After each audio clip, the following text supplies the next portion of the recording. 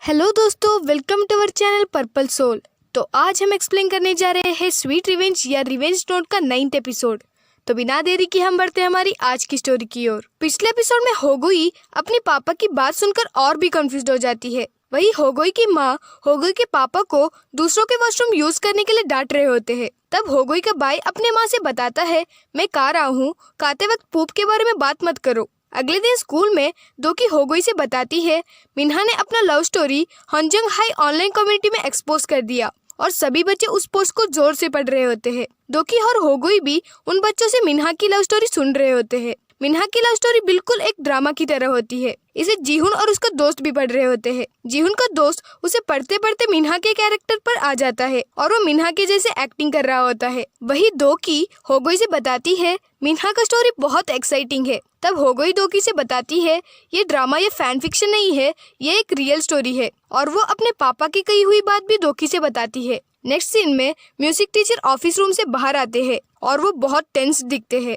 फिर वो सीधे म्यूजिक क्लास चले जाते हैं। तब वो म्यूजिक बोर्ड को देखते हैं। उसमें लिखा होता है कि हमें आपके जैसे टीचर नहीं चाहिए, और उसमें और भी बहुत कुछ लिखा होता है। ये सब कुछ देखकर भी सर क्लास के अंदर आ जाते हैं और वो पढ़ाना शुरू कर देते हैं। तभी सभी बच्चे उनके ऊपर पेपर बॉल फेंकना शुरू कर देते हैं। फिर होगुई सबके जाने के बाद म्यूजिक सर का नाम रिवेंज नोट पर लिखती है, पर वो सेंड नहीं करती क्योंकि वो अब भी कंफ्यूज्ड होती है। फिर स्कूल का बेल रिंग होता है तो वो वहाँ से चली जाती है। नेक्स्ट सीन हम दोकी के घर पर देखते हैं, जहाँ दोकी, होगुई, योगायन और उसकी दोस्त साथ में बैठे होते हैं। तब योगायन की दोस्त सबसे बताती है, हम कैसे ग्रुप असाइनमेंट के लिए एक ही टीम बने। तब होगुई बताती है, अब हम एक ही ग्रुप में हैं तो हमें काम भी एक साथ ही करना होगा। इसे सुनकर दोकी कॉन्फिडेंस के साथ सबसे बताती है, हमारे टीम को A+ जरूर मिलेगा। तब होगुई उससे पूछती है, क्या तुम्हें पता है हमारे ग्रुप का टॉपिक क्या है? दोकी जवाब देती है कि नहीं। तब वहाँ दोकी की माँ बहुत सारे स्नैक्स के साथ आती है और वो स्नैक्स देखकर दोकी की लैपटॉप की ओर देखकर उनसे पूछती है, क्या तुम लोग ऐसे चीजों से अपना असाइनमेंट पूरा करोगे? तुम लोग इंटरनेट से एक अच्छा सा नोवेल ढूंढकर उसे अपने असाइनमेंट के लिए यूज करो। तब सभी को ये आइडिया बहुत पसंद आता है। फिर दोकी की माँ के जाने के बाद चारों एक अच्छा सा नोवेल ढूंढने में लग जाते हैं। कुछ देर बाद वो एक नोवेल को ढूंढ लेते हैं, पर जब वो उस नोवेल को पढ़ने लगते हैं तब सभी को वो नोवेल कहीं सुना सुना लगता है।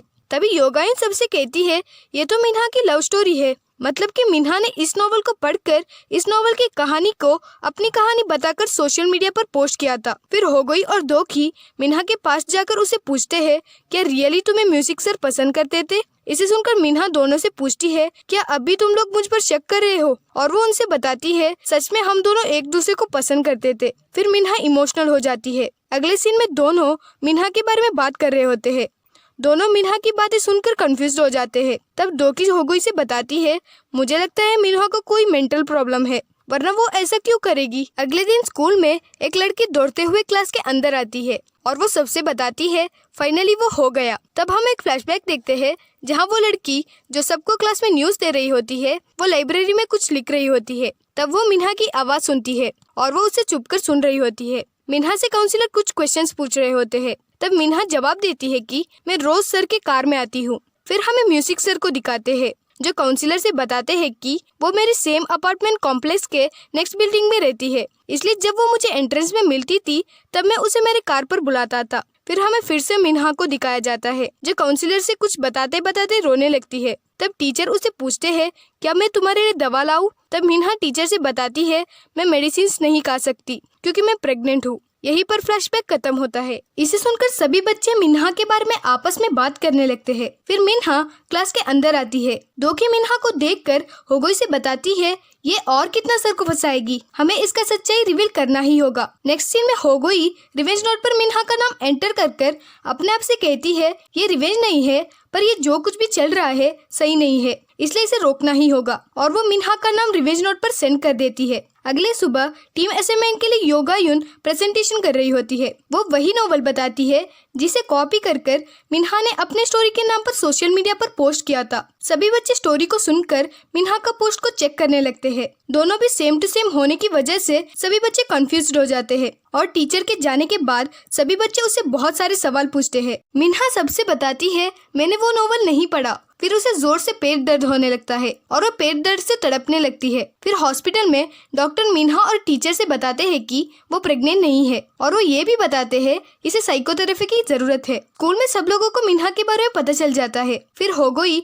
मिन्हा से मिलने मेंटल हॉस्पिटल जाती है। मिन्हा किसी से बात कर रही होती है पर वहाँ कोई भी नहीं होता। होगोई उसे दूर से ही देखकर वहाँ से चली जाती है। फिर कुछ दिनों के बाद स्कूल में म्यूजिक सर सबको पढ़ा रहे होते हैं। तब होगोई अपने मन में ही कहती है उस इंसिडेंट के बाद सर को मैंने कभी भी हंसते हुए नहीं देखा। फिर उसे एक मैसेज आता है कि आपका रिवेंज कंप्लीट हुआ। नेक्स्ट सीन में नन्ही जो जीहुन के पीछे ही चला करती थी वो मेकअप ट्यूटोरियल का वीडियो बना रही होती है। उसे बहुत अच्छे कमेंट्स भी आ रहे होते हैं। वही होगोई लैपटॉप पर अपने डेट के लिए मेकअप ट्यूटोरियल देख रही होती है। तब वो नन्ही का वीडियो देखती है और मेकअप लगाना शुरू कर देती है। तभी होगोई की माँ होगोई को बुलाती है। होगोई को बुलाते वक्त होगोई के पापा को याद आता है कि होगोई का बर्थडे आ रहा है। अगले दिन होगोई मेकअप लगाकर जीहुन से मिलने जाती है। जीहुन कैफे पर ईयरफोन से म्यूजिक सुन रहा होता है। होगोई जीहुन के पीछे से उसे सरप्राइज देने वाली होती है पर जीहुन अपना हाथ ऊपर करता है और वो गलती से होगोई को लग जाता है। जब वो होगोई को नोटिस करता है